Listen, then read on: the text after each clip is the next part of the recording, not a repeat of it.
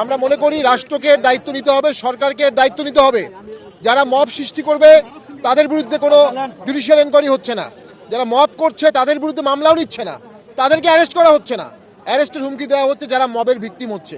এভাবে রাষ্ট্র চলতে পারে না, এভাবে সরকার চলতে পারে না, সরকারের দায় এড়াতে পারবে না, গণ অধিকার পরিষদের দায় এড়াতে পারবে না।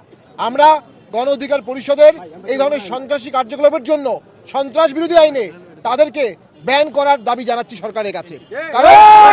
কারণ এই ধরনের জাতীয় বাড়ি কখনো কারো অফিসে হামলা করেনি, জাতীয় বাড়ি কখনো কারো অফিসে আগুন দেয়নি। যারা অফিসে আগুন দেওয়ার কর্মসূচি দেয়, যারা অফিস ঘুরিয়ে দেওয়ার কর্মসূচি দেয়, তারা কোনো রাজনৈতিক সংগঠন হতে পারে না, তারা সন্ত্রাসী সংগঠন। সন্ত্রাসী সংগঠনের জন্য সন্ত্রাস বিরোধী আইন এবং আরপিও অনুযায়ী নিবন্ধন বাতিলের অভিধান আছে। মনে করি গণ অধিকার পরিষদ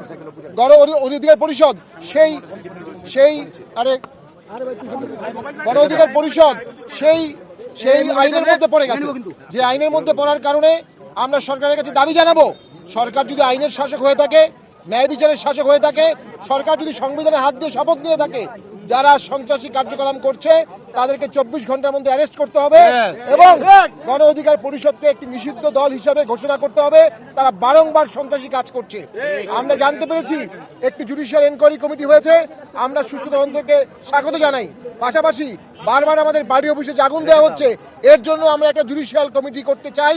আমরা সরকারকে আহ্বান জানাবো একটা জুডিশিয়াল এনকোয়ারি কমিটি করে এর সুষ্ঠু তদন্ত করতে হবে।